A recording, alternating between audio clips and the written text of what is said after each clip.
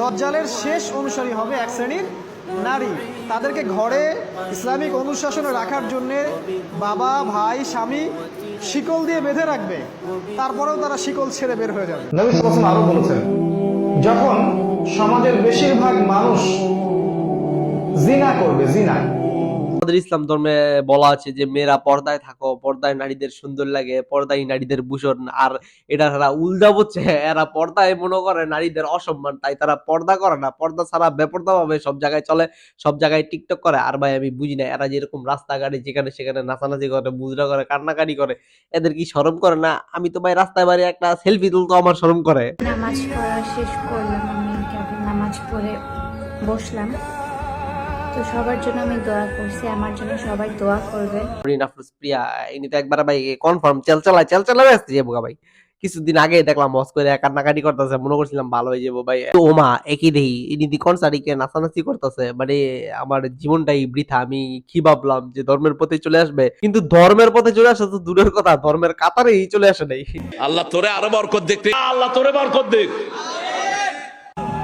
এর কথা কি কমু ভাই, এ মেয়ের যে কয়টা লাগে ওই নিজেই জানে না ভাই, এক এক দিন এক এক পোলার লগে কট খেয়ে যায়, এটা কোনো কথা? এর নাম মিস চকলেট বাদ দিয়ে মিস কট রেখে দেওয়া উচিত, কারণ এই তো জায়গায় জায়গায় কট খায়।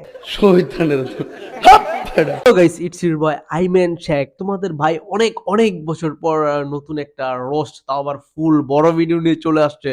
তো রিসেন্টলি আমি সময় পাই না, যার জন্য শর্ট ভিডিও আপলোড করি, কিন্তু আজকের ভিডিওটা হবে বড়। আর সেই ভিডিওতে আমি আজকে ডলা মারবো বাংলাদেশের কুখ্যাত বিখ্যাত কিছু টিকটকারদেরকে, যারা নাকি কোনো কিছু হলেই পোস্ট করে যে তারা ধর্মের জন্য জীবন দিতে রাজি, কিন্তু ভাই ধর্মে যেই জিনিস হারাম, যেটা নাকি আল্লাহ তাআলা করতে নিষেধ করছে, সেটাই গিয়ে তারা কনসার্টে করে।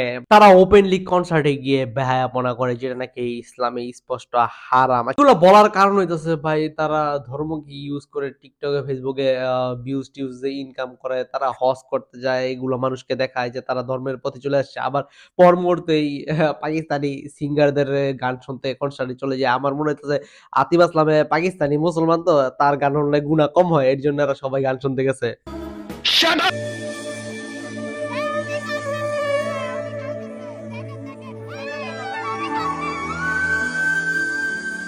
আমাদের দেশের একজন কুখ্যাত টিকটকার আফরিন ওমি, যে নাকি সেই কনসার্টে গিয়ে কান্না করে দিয়েছে। আর এই কান্না করার একটি কারণ হইতেছে সেই আতিফ আসলামকে অনেক বেশি ভালোবাসে, তার গান শুনে ইমোশনাল হয়ে গেছে আর কান্না করে দিয়েছে। কিন্তু ভাই এই সকল পাবলিকরা আপনারা দেখবেন কোনোদিন কোনো ওয়াজ মাহফিল বা ওয়াজ শুনে কান্না করে না। আর করবেই কেন?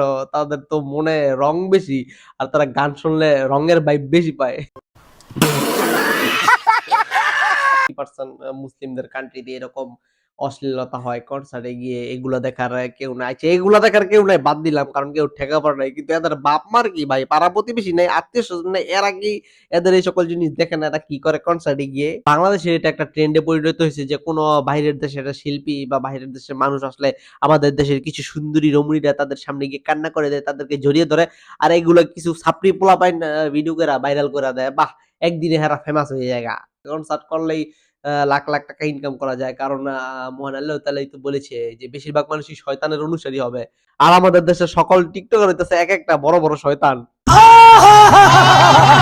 ভাই দেশে যেহেতু টিকটকাররা সংখ্যায় বেশি, এদেরকে দামিয়ে রাখা যাবে না, কিন্তু এরকম কোন রুলস করেন যে এরা কনসার্টে যেতে পারবো, মেয়েরা আলাদা থাকবে, ছেলেরা আলাদা থাকবে, ছেলে মেয়ে একসাথে যাতে কনসার্টে গিয়ে এরকম লুতুপুতু ব্যাপনা না করে। কারণ ভাই আমাদের বাংলাদেশের বেশিরভাগই ছোট ছোট পোলাপান টিকটক দেখে, তারা যখন এই সকল জিনিস দেখতে থাকে, টিকটকে স্ক্রল করতে থাকে, তখন এদের ভিডিও হুটহাটাই চলে আসে বাপ্পি সাপ্পির ভিডিও টিকটকে, তখন আমরা ভাই বিব্রতিকর মুহূর্তে পড়ে যাই। সো প্লিজ আপনারা একটা কোনো রুলস বানান যে ছেলে মেয়ে একসাথে গিয়ে কনসার্টে ঘেঁষাঘেঁষি না করতে পারে।